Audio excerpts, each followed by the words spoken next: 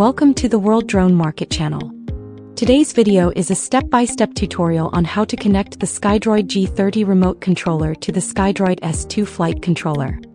As Skydroid's latest generation remote controller, the Skydroid G30 is powered by a Qualcomm 6nm processor and runs the Android 14 embedded operating system, delivering smooth and responsive performance. Its open ecosystem supports the installation of most mainstream applications. The G30 features a high-power, high-bandwidth 2.4G 5.8G dual-band wireless module with automatic frequency hopping and dynamic MCS adjustment.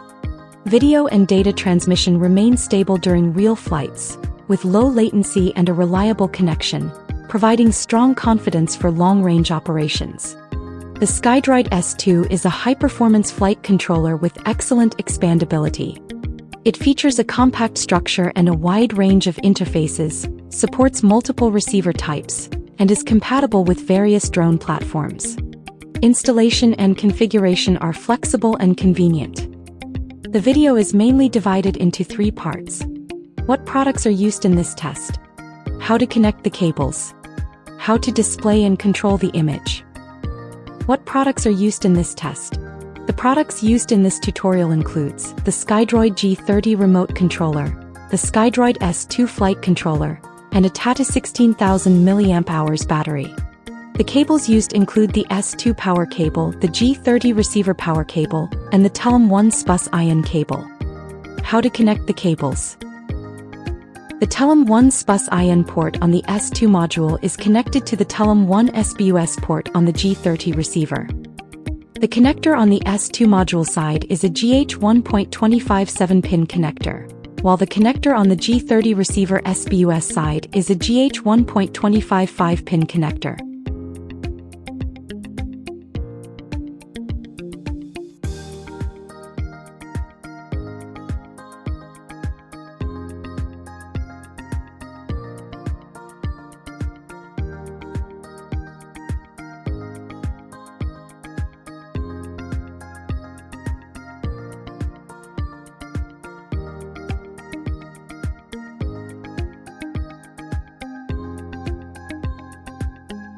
The S2 power cable is connected to the POW port on the S2 module to supply power. The POW port uses a GH 1.255-pin connector, and the other end of the cable is a JST 2.54mm 2-pin connector.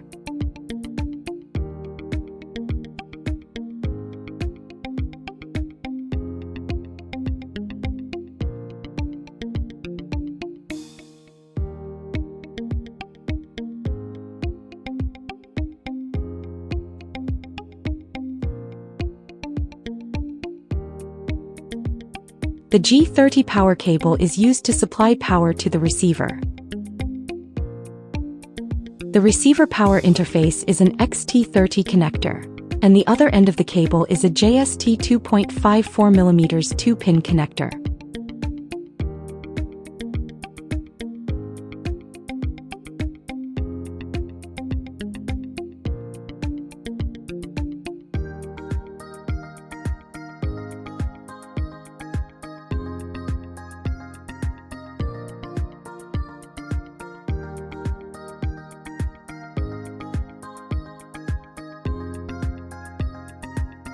How to display and control the image.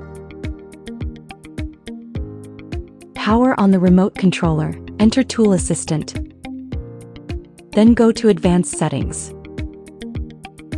Enter the password 999 to access the settings. Check the UART baud rate and set the port speed to 921,600, then tap Save and finally tap Red. Next, open Fly GCS and the ground station will connect automatically.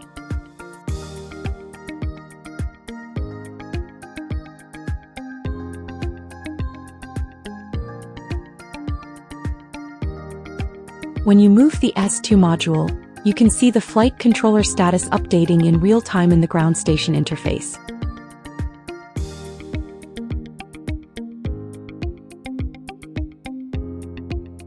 Tap the menu icon in the top left corner and enter the vehicle settings page. Enter the password 999.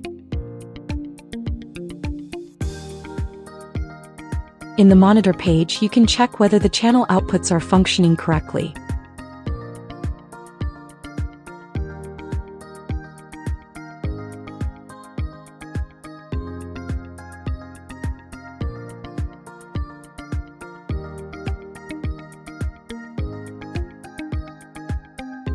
This concludes the tutorial on connecting the Skydroid G30 remote controller to the Skydroid S2 flight controller.